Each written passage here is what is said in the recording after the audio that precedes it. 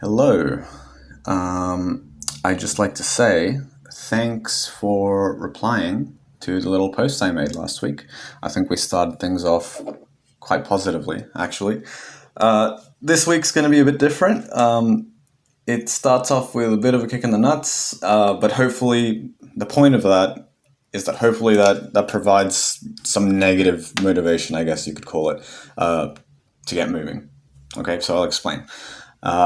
I want to talk about fluid intelligence and how that changes throughout our lives. So, what is it? There's two types of intelligence fundamentally: crystallized and fluid. This is different from what you might have heard about multiple intelligences, which is a load of nonsense. So, if the whole thing where people say, "Oh, there's book smarts, there's street smarts, or there's people intelligence, and there's mathematical," like those are not different things. Forget about that. That's not what we're talking about. Crystallized and fluid. Okay, and really, even these two are one and the same thing, and I'll explain why in a second. What's the difference between them? Fluid intelligence is your CPU, right? That's your processing speed. That's your pattern recognition that lets you look at something that you've never seen before and figure out how it's working. Your ability to learn. So it's how fast you pick up a new skill. It's got to do with how complex of a skill you can learn. Those sorts of things, right? That's fluid. Crystallized is once you've learned something, once you've processed some info and acquired a skill, those types of things, it's the accumulation of that throughout your life that lets you navigate through the world. So an easy way to explain it is the first time you learn how to drive a car. That's fluid intelligence letting you do that because it's something fundamentally that you haven't done before, right? It's like you've got to coordinate body movements. You have to take in information through your eyes and process it, and there's feedback from the controls of the car, like whatever, right? That's fluid intelligence, letting you put all that together and acquire a new skill. But once you've learned it, that makes up part of your crystallized intelligence. And then when you go down a road or a path that you haven't gone down before, driving a car, you're using that acquired skill. So it is different from, because you haven't been down that road before, but you're not doing anything fundamentally new. So your fluid intelligence isn't really at work there. It's more crystallized because you've already learned the fundamental skill. The reason I said that they're both really the same thing is because one produces the other, right? Just as I said, fluid intelligence produces crystallized intelligence, which then kind of stacks up throughout your life. If you don't buy this, by the way, there's, I guess, pretty much a century of research behind this. It's quite interesting, and if you find it interesting, I'd invite you to look it up.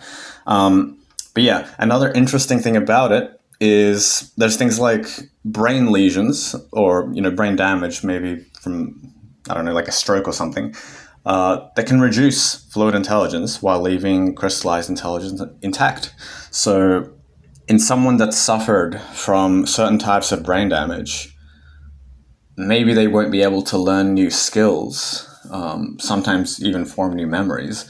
But if let's say they learned how to play the piano when they were a kid and they're really good at it, because they have that, they still have all their crystallized intelligence. You sit them down in front of a piano and they're going to be able to play it just as masterfully, right? So that's an interesting thing that can happen. Other things that can lower fluid intelligence in particular is things like early malnutrition. That's really bad. And also if you do a lot of drugs when you're a kid, that can fuck you up. So why am I talking about this? Why is this in the self-development channel? This is the depressing news. I'm 25 years old at the time of recording this, and I think everyone else in this server is roughly the same age, right? Everyone's kind of in the bracket 24, 25, 26, maybe 27. Even though I can't think of anyone. I'm just assuming everyone's around the 25, 26-ish range. And if you're in that range, your formative years, So the years where you become the person that you're going to be for the rest of your life, that's coming to an end. Fluid intelligence peaks in your early to mid-20s. Depending on where you look, some places will say 22, other places will say 27. And then after that, it declines steadily. Okay? It's not your imagination, or it's not a meaningless stereotype. When people say old dogs find it harder to learn new tricks, they really do. It's not just a decline in fluid intelligence. There's other things, right? You have less energy when you're 40 than when you're 20. And you also have more responsibilities. We don't really need to explain that, right? Life gets in the way. You have less energy. But there is a very real, like neuropsychological reason that this happens as well. As you get older, learning new things, fundamentally new things at a really high level becomes harder. And there's some doors that begin to close. There's things that won't. It's like you can probably learn a hobby. You can do that whenever. You can do that at 60, 70, 80. But things where it's worth a very high value to someone else, where you could potentially make a living off of it, those are the doors that might begin to close as you get older. So I'll give you an example, because I was really concerned about this, right? Going back into uni at the age of 25, I was like, fuck, I'm an old man. And I straight up asked one of my tutors, he was like kind of helping me. He's kind of becoming my mentor in some way. I asked him, like, hey, be real with me, like, because I could tell that, he kind of knew what he was talking about, at least more than me, like within this topic. Am I too old?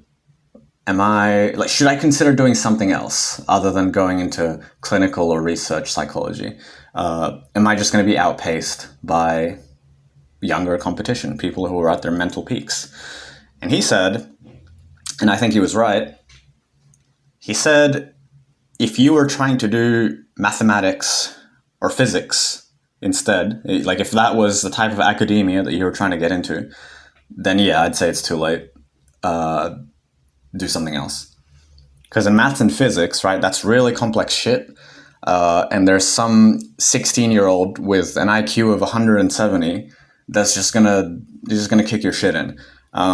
You just can't really win that battle. Now, apparently in psychology, it's not as bad. So he said, in my case, go for it. You'll be fine. But it's not ideal, right? It would have been better to start earlier.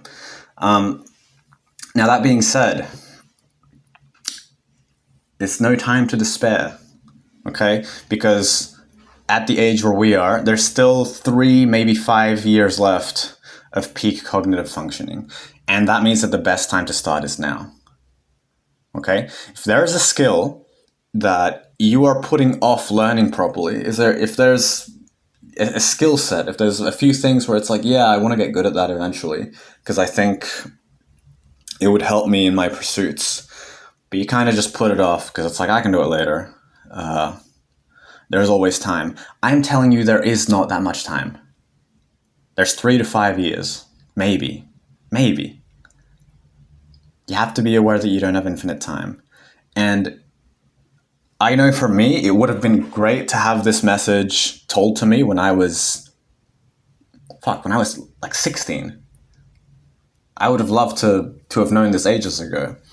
But I am thankful that I learned it when I did. It's like, which was a few years ago. I didn't think that it was because of like the intelligence reason, but I had an intuitive sense of, I don't have as much time as I think. I have to get moving. Right? Now, don't underestimate as well what you can do in 3 to 5 years, because you can do a lot. That's enough time, if you're a complete beginner in something, to get pretty good, to get like 80 percentile, right? You can be better than most people in 3 to 5 years. And if you're already decent, if you're already kind of average, and you're willing to put the effort in, and with any luck, if you're smart, you can really get up there. You can be competitive with some of the best people in the field, depending on what it is, right? Like I said, math or physics that's out. If you wanted to do that and you haven't started, I'm sorry, that opportunity is gone. But most things aren't like that, right? Thankfully, most of us aren't into becoming mathematicians or rocket scientists. That it's not a problem. But I do want you guys to write this down somewhere. You don't have to post it, right? It's like sharing is optional, same as last week. But the question's more specific than what I asked last time. I think actually I might have asked it too generally last time, because you can define, I think I said something like, what do you want your ideal future to be, right? And that's something that you could answer with, I want to have this job, I want to have this type of house, I want to have this type of relationship. You can define that pretty much entirely as a set of external things in life that happen to you. What I really should have said is, what kind of person do you want to be? Right? If 5 years from now you were plucked up from the world, you had all your possessions taken from you, all your material stuff is gone, and you just got thrown into a society that you have no connections in, what kind of person would you want to be? Would you be completely lost and hopeless, or would you be fine because who you are, who fundamentally the skills and the experiences and the character that you've built, that's gonna carry you. That's what's gonna help you, and like you would be fine if that happened to you. So that's what I'm asking this week, because a big part of who you are is your skill set. It's how useful you are to people. And that's exactly what I want everyone to be thinking about. Okay, so write that down. What set of skills do I want to have before age 30? Because after that, it gets more difficult to start adding things onto that skill set. What set of skills do I want to have before age 30 that are going to carry me through life? Okay, and I understand that when you hear this stuff about, like cognitive decline, it's like, it makes you want to stick your head in the sand. I understand that completely. But I do think it's useful to have something scary like that kind of chasing you. You have your positive goal that you're running towards it. I think it's not a bad idea to kind of light a fire behind you as well. That's giving you some motivation of like, if I don't get moving now, if I don't learn the things that I'm supposed to learn before a certain point, it's going to become a lot harder and maybe even impossible in some cases. So don't take it as a depressing thing, even though it is. Take it as, yeah, would have been cool to start 10 years ago, but if there's something that I need to learn before age 30, the best time to start is right now. Okay? So hopefully that helps some people, and I hope I didn't depress too many of you. I will see you guys later. Bye.